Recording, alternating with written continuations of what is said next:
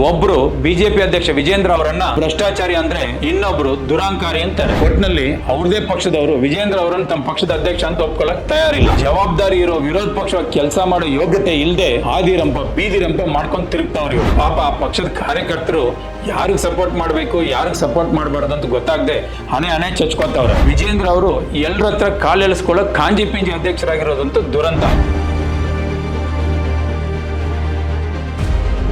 ನಮಸ್ಕಾರ.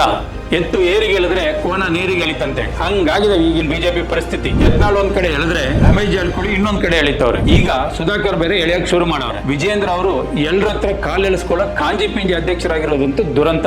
ಒಬ್ರು ಬಿಜೆಪಿ ಅಧ್ಯಕ್ಷ ವಿಜೇಂದ್ರ ಅವರನ್ನ ಭ್ರಷ್ಟಾಚಾರಿ ಅಂದ್ರೆ ಇನ್ನೊಬ್ರು ದುರಾಂಕಾರಿ ಅಂತಾರೆ, ಮತ್ತೊಬ್ರು ಸರ್ವಾಧಿಕಾರಿ ಅಂತಾರೆ. ಇನ್ನ ರಮೇಶ್ ಜಾರಕಿಹೊಳಿ ಅವ್ರ ಪಾಲ್ಗಂತೂ ಬಿಜೆಪಿ ಅಧ್ಯಕ್ಷ ವಿಜೇಂದ್ರ ಅವರು ಬಚ್ಚ. ವಿಜೇಂದ್ರ ನೀನು ಬಚ್ಚ, ನೀನು ಯೋಗ್ಯಿಲ್ಲ, ರಾಜ್ಯಾಧ್ಯಕ್ಷ ಯೋಗ್ಯಿಲ್ಲ, ನೀನು ಬಚ್ಚ. ಒಟ್ಟಿನಲ್ಲಿ ಅವ್ರದೇ ಪಕ್ಷದವರು ವಿಜೇಂದ್ರ ಅವರನ್ನು ತಮ್ಮ ಪಕ್ಷದ ಅಧ್ಯಕ್ಷ ಅಂತ ಒಪ್ಕೊಳ್ಳಕ್ ತಯಾರಿಲ್ಲ. ಇದರಿಂದ ಗೊತ್ತಾಗೋದು ಏನಂದ್ರೆ ಭಾರತೀಯ ಜನತಾ ಪಾರ್ಟಿ ಹೋಗಿ ಭಾರತೀಯ ಜಗಳ ಪಾರ್ಟಿ ಆಗೋಗಿದೆ ಅಂತ. ಇವ್ರು ಜಗಳ ನಿಭಾಯಿಸಕ್ ಆಗದೆ ಬಿಜೆಪಿ ಹೈಕಮಾಂಡ್ ಕೂಡ ಬಾಯ್ ಬಡ್ಕೊಳಕ್ ಆಗೋಗಿದೆ. ಜವಾಬ್ದಾರಿ ಇರೋ ವಿರೋಧ ಪಕ್ಷ ಕೆಲಸ ಮಾಡೋ ಯೋಗ್ಯತೆ ಇಲ್ಲದೆ ಆದಿರಂಪ ಬೀದಿರಂಪ ಮಾಡ್ಕೊಂಡ್ ತಿರುಗ್ತಾವ್ರು. ಇವ್ರಿಗೆ ಏನಾದ್ರೂ ಮಾನ ಮರ್ಯಾದೆ ಇದೆಯಾ? ಕರ್ನಾಟಕ ಜನ ಯಾಕೆ ಇವ್ರನ್ನ ಅಧಿಕಾರ ಕಿತ್ಕೊಂಡು ಮನೆಗೆ ಓಡಿಸೋದ್ರು ಅಂದ್ರೆ ಇದಕ್ಕೆ ಇರ್ಬೇಕು. ವಿಶ್ವದ ಅತಿ ದೊಡ್ಡ ಪಕ್ಷ ಅಂತ ಕೊಚ್ಕೊಳ್ಳೋ ಬಿಜೆಪಿ ಹೈಕಮಾಂಡ್ಗೆ ಕರ್ನಾಟಕದ ಬಣ ಜಗಳ ನಿಲ್ಸೋಕ್ ಯೋಗ್ಯತೆ ಇಲ್ವಾ ಇವ್ರಿಗೆ? ಅಧಿಕಾರ ಇದ್ದಾಗ ಜನರ ಸೇವೆ ಮಾಡಿದ್ರೆ ದುಡ್ಡು ಹೊಡೆಯೋದು, ಅಧಿಕಾರ ಹೋದ್ಮೇಲೆ ಲೂಟಿ ಹೊಡೆದಿರೋ ದುಡ್ಡನ್ನು ಹಂಚ್ಕೊಳ್ಳೋ ವಿಚಾರದಲ್ಲಿ ಕಿತ್ತಾಡ್ಕೊಂಡು ಬೀದಿ ಜಗಳ ಆಡೋದು. ಪಾಪ ಆ ಪಕ್ಷದ ಕಾರ್ಯಕರ್ತರು ಯಾರಿಗ್ ಸಪೋರ್ಟ್ ಮಾಡ್ಬೇಕು ಯಾರಿಗ್ ಸಪೋರ್ಟ್ ಮಾಡಬಾರ್ದು ಅಂತ ಗೊತ್ತಾಗದೆ ಹಣೆ ಚಚ್ಕೋತಾವ್ರೆ. ತಾನ್ ಕಳ್ಳ ಪರರ ನಂಬ ಅನ್ನೋ ಸ್ಥಿತಿಯಲ್ಲಿರೋ ಬಿಜೆಪಿ ನಾಯಕರು ಅವ್ರ ಪಕ್ಷದವ್ರನ್ನೇ ಅವ್ರು ನಂಬ್ದಿರೋ ಪರಿಸ್ಥಿತಿಗೆ ತಲುಪವ್ರೆ. ಒಟ್ಟಿನಲ್ಲಿ